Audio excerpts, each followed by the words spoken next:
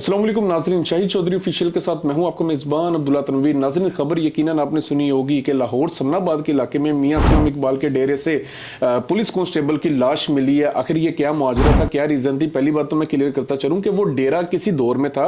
आपको पता है, जहरी सी बात है, जब से पीटीआई के ऊपर बैन लगे उन्होंने वहां पे क्वार्टर्स बना दिए थे।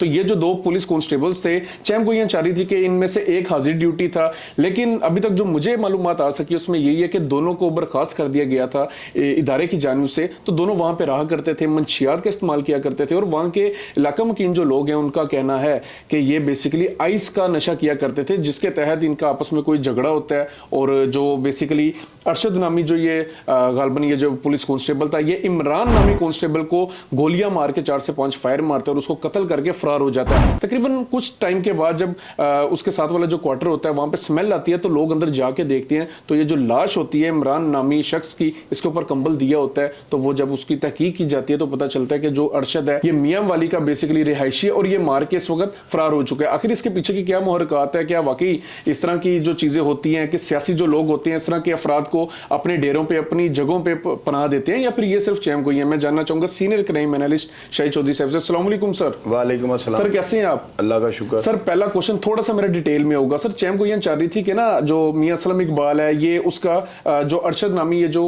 मुलजिम है ये उनका बड़ा जानने वाला है। उसके बाद फिर ये बयान सामने आ जाते हैं उनके भाई की जानिब से कि हमने प्रॉपर्टी डीलर के तहत इनको हमने घर लेके दिया था, ये जो क्वार्टर लेके दिया था, और उसमें भी अरशद खुद नहीं था, इसने फ्रंटमैन किसी और को किया हुआ था। और बाद में सर इस तरह की जो कार्रवाई हुई है वो सामने आ गई है। सर, सबसे पहले तो मैं ये कहना चाहूंगा कि सर आइस का जो नशा है एक बार फिर से वो मतलब हम कह सकते हैं कि माशरे में बढ़ता जा रहा है। एक बार फिर से हमें आइस के नशे के हवाले से ये केस देखने में सामने आया। अब्दुल्ला, पता है क्या है, आपने तो सिर्फ ये केस देखा ना, अभी पिछले दिनों लाहौर से बाहर का एक वाकया जो है ना, किसी अच्छे एंकर ने जो है एक वाकया रिपोर्ट किया है कि एक औरत किसी 7-8 साल के बच्चे को आइस पिला के ना जिनसी दरिंदगी या हवस जो है उससे अपनी हवस को जो है ना बुझाती थी। यानी 8-10 साल का बच्चा, उसके साथ वो इस तरह की हरकत करेगी, मैं तो बता भी नहीं सकता हूँ।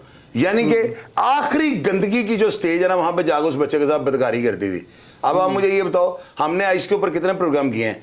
ये जो कांस्टेबल कत्ल हुआ है ना, ये कांस्टेबल मंशियात बेचता था, आइस का ये काम करता था और बाकायदा डीलर था। और एक मजे की बात बताऊं, ज्यादातर पुलिस कांस्टेबल आइस का काम कर रहे हैं। ये पकड़ते हैं ना, इसकी थोड़ी सी मिकदार को गायब कर रहे थे, उसको बेचना शुरू कर देते हैं। और इन दोनों का जो है ना बंदर बांट से झगड़ा हुआ है। ये आइस बेचता था, उससे इसके वो जो दूसरा जिसे मारा है वो भी इससे पैसे वगैरह लेता था, हिस्सा करते दोनों। ये इकट्ठे क्वार्टर में रहते थे और पैसों की बंदरबाड़ी को 27,000 रुपए का लेन देन था। 27,000 रुपए जब उससे देने से इनकार कर दिया, मेरे जरा ने इस चीज को कंफर्म किया, इस वजह से बंदे को कत्ल कर दिया गया।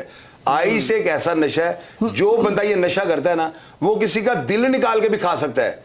वो किसी भी किस्म की कार्रवाई, मैंने जो बातें बताई हैं देख ले, आइस के वही जो ताबकाती असरात है वो निकल रहे हैं। मैंने आइस के बारे में लोगों को बताया, और जितने प्रोग्राम हमारे चैनल पे लगे हुए हैं, किसी ने एक प्रोग्राम नहीं किया, हमने 20 प्रोग्राम कर दिए। आइस जो है ना मौत का परवाना है, ये डेथ सर्टिफिकेट है। मेरी बात याद रखिएगा, आइस 1 ग्राम की सजाए मौत होनी चाहिए, फिर जाके ये खत्म होगी। इन लोगों के हाथ काट देने चाहिए, इनकी आंखें निकाल देनी चाहिए जो आइस का काम करते हैं। बिल्कुल सर, आइस का काम जो धंधा कर रहे हैं ना, इन लोगों की सजा इतनी सख्त होनी चाहिए, तब जाके ऐसे काम रुकेंगे, वरना लाहौल वाला कुव्वता किस तरह के वाकयात। अभी वो एक एंकर ने इतनी गलत यानी कि लैंग्वेज इस्तेमाल किया ना, मैं तो कर ही नहीं सकता हूं।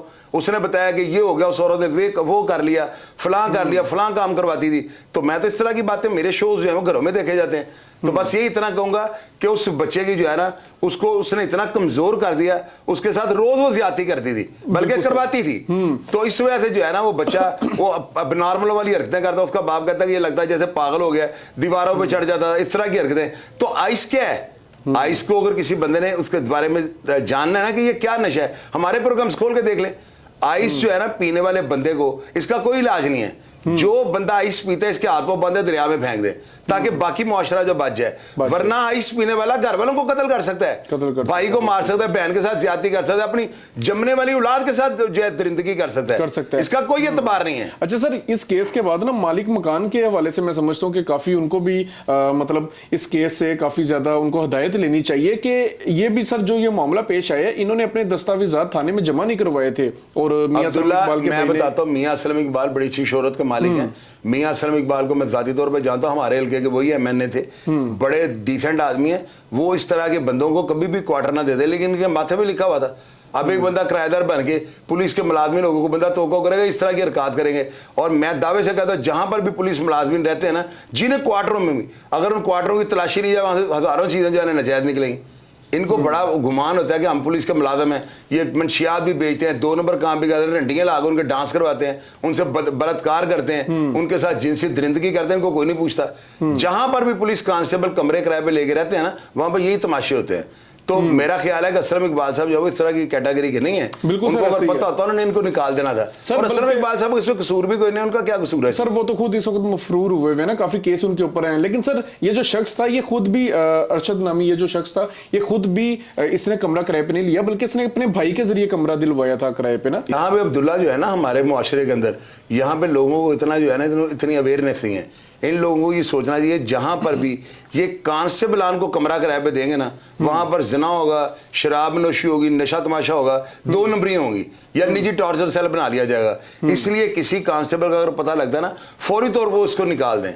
मेरी बात, या वो फैमिली के साथ रहे या अकेले कांस्टेबलों को कमरा ना दें। बिल्कुल। इन शॉर्ट नाज़रीन, ये आज का हमारा प्रोग्राम था। और आपने एक चीज देखी होगी, बल्कि मालिक मकानों को चाहिए कि वो जब भी किसी शख्स को रेंट पे कमरा दें तो उनको उसकी पूरी तहकीक कर लेनी चाहिए, उसके जो भी स्टाम्प वगैरह होंगे वो इधर थाने में जमा करवाने चाहिए, ताकि कल को इस तरह की सूरत हाल ना सामने आ पाए। और आप ये भी चीज नोट कीजिएगा एक बार फिर से, आइस का ही नशा जो है हमारे मुआशरे को गलाजत फैलाता जा रहा है, हमारे मुआशरे को गलीज कर रहा है और काफी ज्यादा गंदा कर रहा है। इंशाल्लाह ताला मुझे बड़ी उम्मीद है हमारे इदारों से, लेकिन हम तब क्या करें जब इदारों के ही अफराद इस तरह के काम करना शुरू कर दें। नाज़रीन, प्रोग्राम का फीडबैक जरूर दीजिएगा। और अगर आप अपने इर्द गिर्द अपने किसी इन्वायरमेंट में कहीं पे देख रहे हैं कि कोई ऐसा शख्स है जो कि मंशियात का नाजायज इस्तेमाल कर रहा है, मंशियात फरोशी कर रहा है या आइस का इस्तेमाल बहुत ज्यादा कर रहा है, आप लाजमी हमें कमेंट सेक्शन में बताइएगा। उसके ऊपर तहकीक करके इंशाल्लाह ताला हम लाजमी प्रोग्राम करेंगे। इसी के साथ अपने मेजबान अब्दुल्ला तनवीर को इजाजत दीजिए। अल्लाह निगहबान।